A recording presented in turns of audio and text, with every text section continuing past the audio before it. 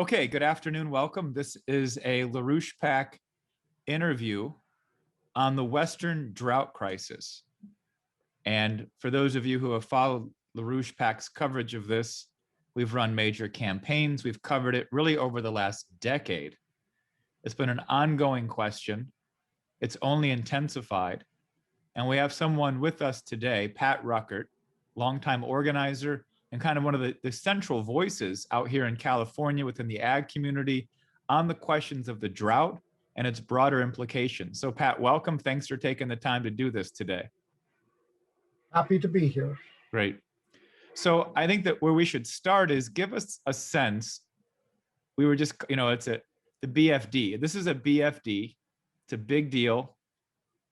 What's going on? How bad is this crisis? Because it's starting to get to national headlines. What's actually going on out here in the Western states? Well, let's define the Western states as west of the Mississippi, because the drought is not merely California, not merely the Western states, but in fact, you've got North Dakota, most of the central states, and as one climatologist put it the other day, this is the worst drought in 1,200 years. And if we go back to the 5-year drought mostly in California, from 2011, 2012 through 2016, well, we're in the second year of this drought, and the second year of this drought is worse than the third and fourth year of the last drought. If you put up the national map, people get a sense, and you'll see the colors which indicate intensity of drought. The very, very dark red or almost purple or black indicates the regions that are in exceptional drought, which is the most intense category by the U.S. Drought Monitor. The red is extreme drought, right? And then yellow, orange, indicate that the is less intense, but just unheard of in decades is you have sections of exceptional drought in Washington and Oregon, right? And the big blob of exceptional drought is in the Colorado River Valley, and we'll discuss the Colorado River, I'm sure shortly. But yeah, just go to the California and we'll look at that for a moment. 33% of California is in exceptional drought. That is not as intense as the 5-year drought, 5-6 years ago, but it is increasing almost weekly, the portion of the state that is in exceptional drought. So let's take this perspective and move on to a little bit of a discussion of the not just the intensity of drought, but the effects of the drought. And secondly, what is the cause not only of the drought itself, but what is the cause of the intense effects that the drought is having? And I'll just kind of give just a little rundown on that. Is more than 500,000 acres in California of farmland have already been fallowed this year. The most intense of the 5-year drought, it hit about 500,000, but this could go to 1 million acres of the best farmland in the world, right? And so, and we'll discuss the water cutoffs and that sort of thing at some point here, I'm sure. But when the drought proceeds, Oh, well, actually back up for a moment. You know, what's the immediate cause of this drought? Well, for the last 2 years, there has been very little precipitation that goes into the Sierra Mountains. The uh, it may be 5-10% of the average. So the snowpack really didn't exist to melt and fill the reservoirs. And the reservoirs are not full, then there has to be cuts in the water that goes to water contractors, mostly agricultural areas. And you're talking right now, you're talking California specifically. California, Yeah. yes. We'll we'll concentrate here on California and the Colorado River Basin, I think. So not only the farmland is being fallowed, but hundreds and probably over the next months, thousands of wells will go dry. We have one town of a couple hundred people where it relied upon one well and it went dry, and emergency actions being taken to bring in bottled and trucked in water for the population. Now, this is, as you said, a big deal, right? And the intensity of the effects will continue to become more and more severe. And I think it's important to actually say right here is there is nothing that can be done to alleviate these effects and the ones that are to come. There is no short-term solution. There is only an ability to mitigate effects like dry wells for towns or individual homes. But there's no way to suddenly produce more water because we've failed to actually create new water supplies in the state of California for more than 40 years. So let me run through a few of the other effects in a summary form, and we can develop more on that later.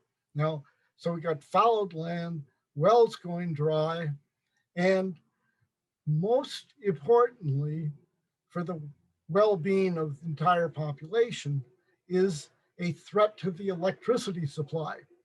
Now, Hoover Dam produces about, I forgot the number of megawatts, but it produces a lot of electricity. And because Hoover Dam is down about 150 feet, down to 1/3 of its capacity right now. I think we got a shot of that. I'm gonna show it real quick. Okay. Yeah, so there you see it. Right.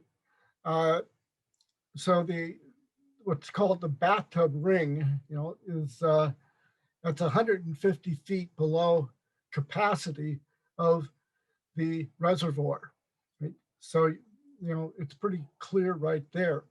Now, Hoover Dam is producing 25% less electricity now than it does when it's at full capacity. But that's not all. Two other threats to the electricity supply of not only the Colorado River region, but also California, since 25% of the electricity produced by Hoover Dam goes to California, right? But also we have Lake Oroville and Oroville Dam, and Oroville Dam is similarly down to less than 30% of capacity, and its production of electricity is expected to completely shut down sometime this summer as the reservoir gets down to a level that the water just will not flow into the turbines and the generators. So, and over the next 3 years, if there is no shift or change in the drought, Hoover Dam itself could go to zero production of electricity. Now, what has erupted over the last 3 weeks are forest fires, wildfires. And the the drought intensifies the dryness of the grass, the and the various other uh, growth of vegetation throughout the entire region. And it's dry. There's very little moisture in the soil, and it burns quickly and intensely. Hmm. So the fires that have erupted the last couple of weeks uh, are not only destroying hundreds of thousands of acres of forest land, but in one case, the fire that is now based in Klamath County, Oregon, which is right on the California border, uh, which is over 200,000 acres, as of yesterday. The that has interrupted the California or the Oregon California intertie, right? About 4,800 megawatts of electricity is comes from the the power the hydropower generation plants on the Columbia River. And so during the summer, the intertie is used to send electricity to California. 4,800 megawatts is a lot of electricity. That's enough for at least 5 million homes, right? So And that's that more fire, reliable than the solar panels and windmills. yes, right. But the fire in Oregon has threatened the power lines of the intertie, and so they've been mostly shut down, which has created an electricity shortage in California. The governor uh, has declared a state of emergency and is allowing uh, uh, natural gas plants that have been taken offline because they are polluting or produce CO2, but they're all back up and running now. Even with that, there are warnings that we will get potentially blackouts in California. So now, just a couple other points I'll make on this right now. The the uh, uh, the Sacramento River, historically and still today, is a major uh, source of salmon. Because salmon come up the river and they spawn in the waters of the river, and then they, once the eggs hatch, then the fry begin moving down the river toward the ocean, and then they'll return about 3 years later. But with Shasta Dam, down to about half or 1/3 of capacity now, uh, the water in the dam is much warmer because there's less to heat up by the sun, and the eggs and the fry have a necessity of very cold water.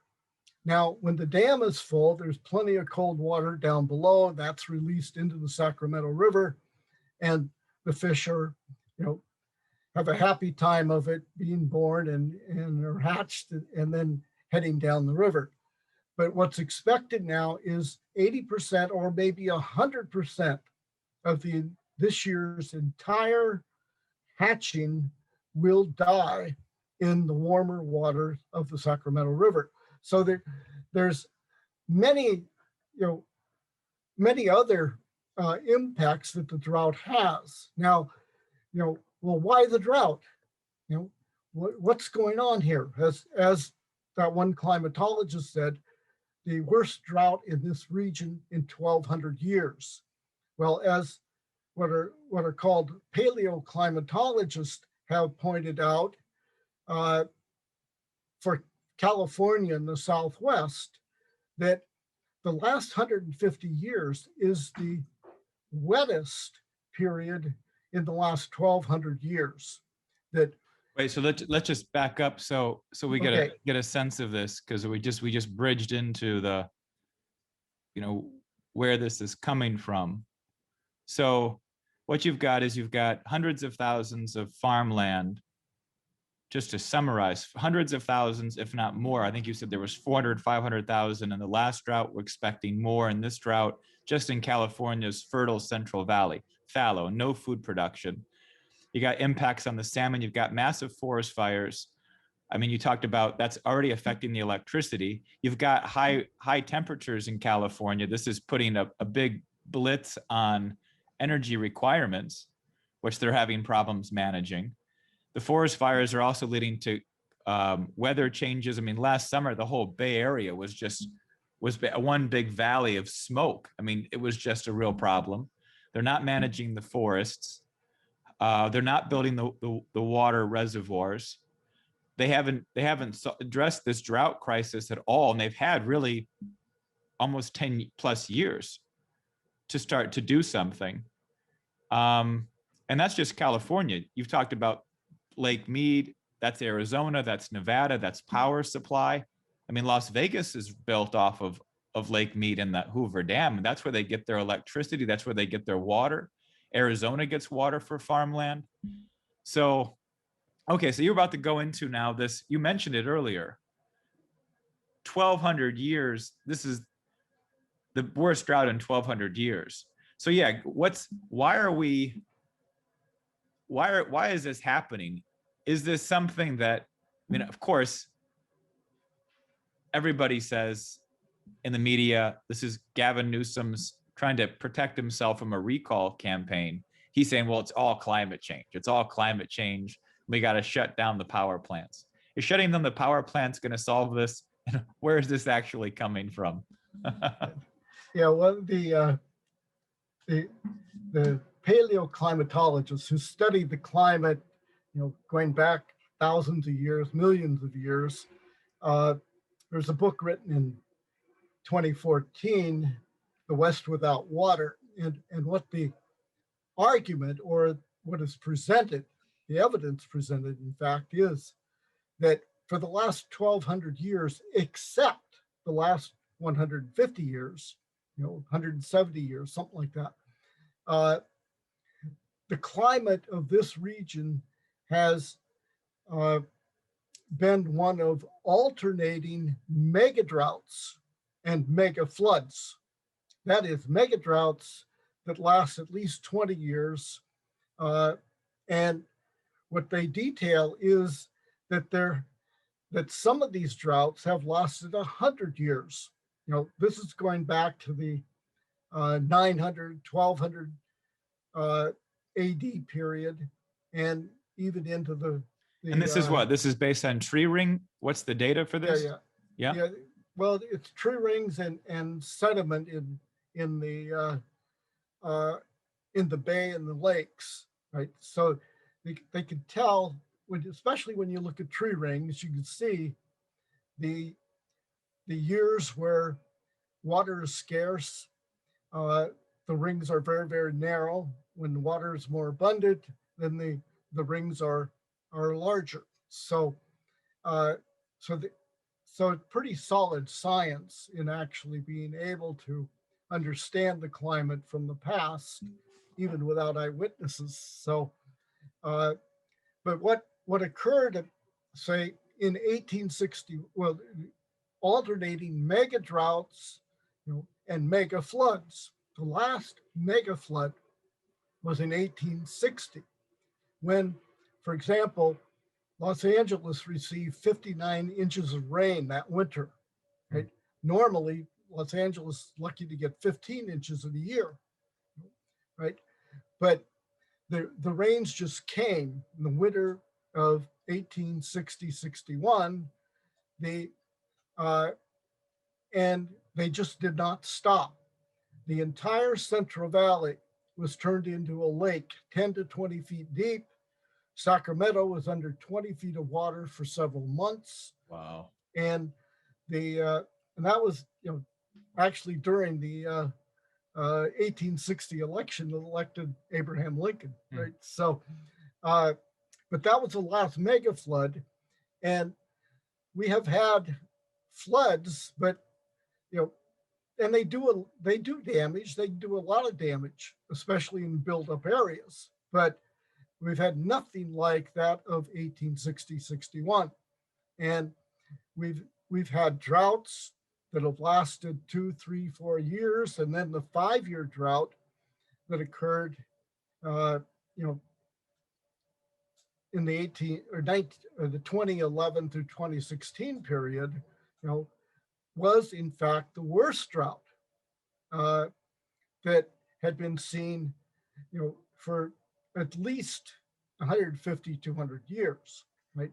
Now, this drought, uh, you know, and well, one final thing that the climatologists uh, stated in that book is that what we're seeing now perhaps is a return to the more uh, characteristic climate that has dominated over the last uh, millennium or so, right? And I think that is what we have to actually look at right now in terms of the causal factor that the climate is changing.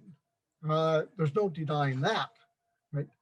The and the but the attempt to say it's all man caused ignores not only the historical record of the climate, but it also ignores astronomical and solar effects in creating uh, shifts in climate.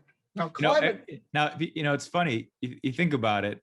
If the temperate period has been the last 150, 160 years, that would argue for that the fact that human industry and human effect on the atmosphere, to whatever degree that has happened, but through industry and advanced industrial capabilities, we've actually temporized the atmosphere, because that's the very period, 1860 to today, is when you had the Industrial Revolution.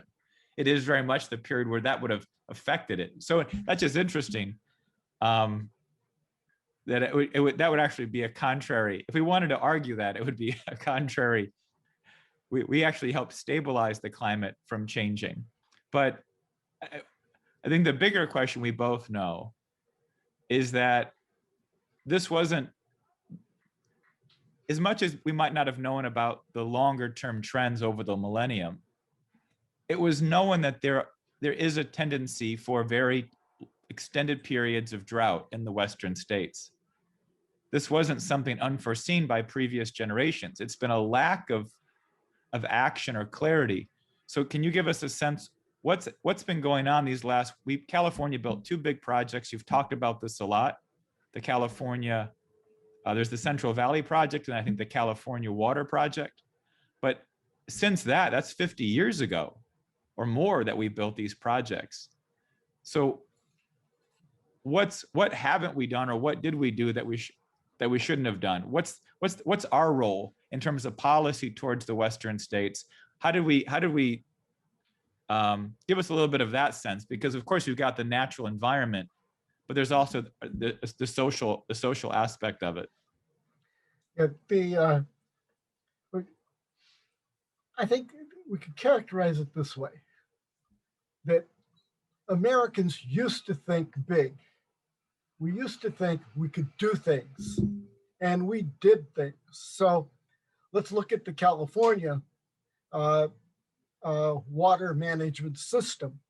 And this really begins more than 100 years ago, when William Mulholland, the head of the Los Angeles Department of Water and Power, did something that had never been done in human history before. Built a 250-mile aqueduct from Eastern Sierras to Los Angeles. Wow. Giving Los Angeles the water it required to become the city it is. What year was this? That was completed in 1913, Wow. right? So, and Mulholland is quite a personality, right? He was the first one to propose what became the Central Valley Project, and also the first one to propose and actually map out the Colorado River Aqueduct, which goes from the Colorado River to Southern California. Right? But that so that's in the 1910, 1930 period, right? And then we had the Depression, right? And California was still growing, still needed water, and the some of the most productive agricultural land in the world, is located in the Central Valley. That's 400 miles long and 100 miles wide. Right? There's just virtually nothing like it anywhere else in the world. 40,000 square miles. Yeah. So the but I mean, how far does that go? Just to give people a sense, we're talking as far south as like Bakersfield, and then as far north as Reading. Is that how far? Yeah. Yeah, it's 400 miles. That's a huge stretch. Right. So, but irrigating Central Valley was actually first proposed by some Army Corps of Engineers people in the 1880s, right? But it didn't go anywhere. Not enough people, and of course, it wasn't seen as really necessary, right?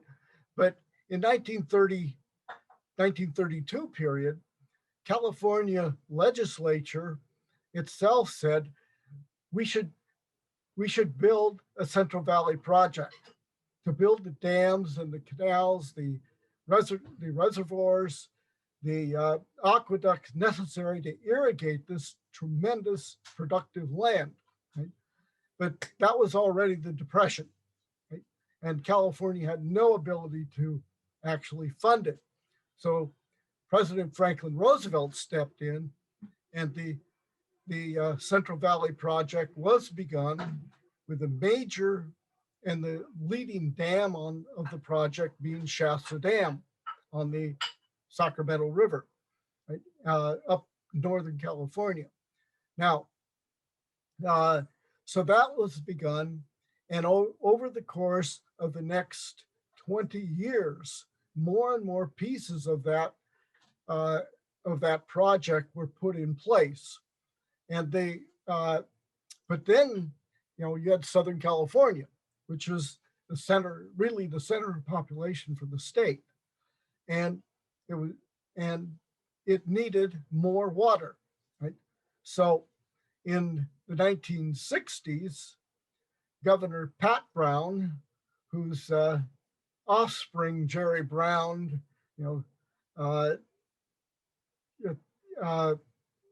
essentially repudiates his own father. But Governor Pat Brown then began the California State Water Project. A good case for why hereditary monarchy is not a good system of government. Yes. Right. Anyway, so Pat Brown's idea was to take water from the other rivers in the of the Central Valley that flow into the North San Francisco Bay Delta, right, and channel that water into another aqueduct, which will not only provide water to cities and towns going through the Central Valley, which the Central Valley Project was mostly focused on agriculture and irrigation for agriculture, right? And take it all the way to Southern California. So San Diego today gets water from the Sacramento River, right? 800 miles, of a project. Now, those two projects themselves, and then in the 1940s, the Colorado River Aqueduct was built that also went into Southern California. And of course, then we had the Los Angeles Aqueduct from over 100 years ago, right? And so you're saying, to basically put it, you mean I think, as it said, California has the most extensive water infrastructure, collection and distribution system, possibly still in terms of density, of anywhere in the world. And we did Correct. this like 50 years ago. And since then, we probably haven't done a damn thing. Now that's where the problem for today comes from, right? When the completion of the California State Water Project, which, as you said, the California Water Management System is the largest and most complex system in the world, right?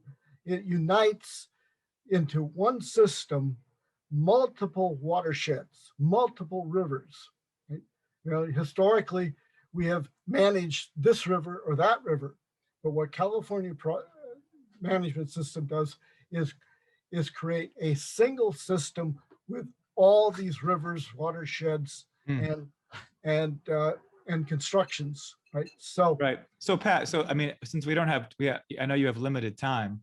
How do we, if we take now, I think we've defined the problem. We should come back, I think, to a number of areas at some point here. But given where we are, and I think the most provocative thing you might have said was at the very beginning, there is no short-term solution. You're not going to just pump more wells. I mean, farmers are already pumping wells, and like you described, they're already starting to go dry. So the water table is not going to be sufficient. So how do we start to think about this? What's the underlying questions of how we start to move this picture forward? If people say, okay, what do I do? How do I help this? I get it. I get there's a problem. We're not going to move everybody out of California and Nevada. I mean, I think every state should be concerned about this. Unless you want everybody from California moving into your states, we better start to figure out this Western drought. So how do we do it? Well, as the California State Water Project was coming to completion in the late 60s, right? That was a time of change in the country, and it's not a California problem. This is a national problem with a national driver that has created a situation that with 20 million people in early 1970s California, that system that was built was adequate for that. We have 40 million now, right? So there's no way you can make what was adequate for 20 million, serve 40 million people, right? So what occurred was in 1971, President Nixon destroyed the global international monetary system. That is the Bretton Woods system. And that began a process that we've seen over the last 50 years of deregulating the economy and turning the economy, instead of a science-driven infrastructure building, advanced industrial economy, we've now become a Wall Street, London gambling casino. And so you're tying. So I think what you're saying is you're tying what they did on the financial side of things. They tied it directly to the environmentalist side of things. That's the one thing about environmentalism: shuts down industry, shuts down major infrastructure, everything goes to finance. So you're saying that the paradigm shift has to change. We got to shift. We got to shift the outlook entirely about how we think about economy, resources, land area, land development, because this is not just California. This is, like you said it, it's west of the Mississippi. That's probably 2/3 of the land area of our country are right now lacking the basic water supply. Yes. So what you had going hand in hand was this Wall Street, London financial shift, towards speculation, gambling, mortgage-backed securities, and all that, and hand in hand with the development and growth of the environmentalist movement. That's why the Ford Foundation, the Rockefeller Foundation, even some of the oil companies provided the funding for the environmentalist movement to get off the ground, and still provide the funding today. Right? So it is the environmentalist movement was essentially the street thugs or stormtroopers for the intent of destroying a productive oriented economy uh, and turning it into merely financial speculation. So now let's look at what has to be done. As I said earlier, there's no short-term solution. There are a few medium-term solutions. For example, there's several projects that have been mapped out and blueprinted essentially that could be immediately undertaken and begin increasing the water storage capacity in just a few years. Right? For example, Sites Reservoir, an off-stream reservoir near the Sacramento River, been proposed for a decade or more, and it still does not have the funding or the go-ahead to do it. That would store 1 million acre feet. Raising Shasta Dam about 20 feet would also increase the storage capacity of Shasta Dam by about 20 feet. Most importantly, in terms of just medium term, just a few years, would be to begin building a lot of desalination plants, not only along the coast, but build half a dozen or so in San Francisco Bay, which is, they would be located very close to the aqueducts of both the State Water Project and the Central Valley Project, and they can pump directly into those projects. So that can be done medium term, right? Now, we know, as I said at the beginning, that the leaders of this country, many of them, were thinking big, and they were thinking, what is it I, as an elected representative, must do to ensure that the generation to come, or 2 generations to come, have a world, a nation, a state that is in better shape and more and a better life for them, 20, 30, 40, 50 years ahead. That's the way we have to start thinking once again. And I'll give you 2 examples of how, in fact, the present crisis never had to happen, because during the Kennedy administration, there were 2 projects that were on the books. And in fact, one of them was in the US Congress, and the other was already being carried out by the Atomic Energy Commission. The first was the North American Water and Power Alliance to bring water down from Alaska through the natural reservoir or natural valleys for transmission in British Columbia, and that would provide water, more than 100 million acre feet, not only to the prairie provinces of Canada, but also the Midwest and the entire Southwest states, all the way into Mexico. Right? That project was in a bill in the US Congress and fought for several years, including before his assassination, Senator Robert Kennedy. And the other project was started by John Kennedy in 1962-63, before his assassination, and that was building of nuclear-powered desalination plants. And in 1964-65, even after Kennedy was gone, the Atomic Energy Commission signed a contract to build the first one in Huntington Beach with the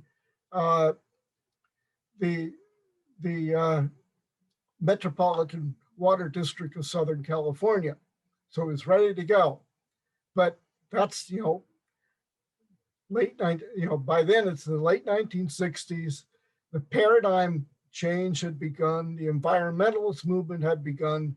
In 1971, the whole country changed and said, to hell with the future. We're just going to make a lot of money. Right?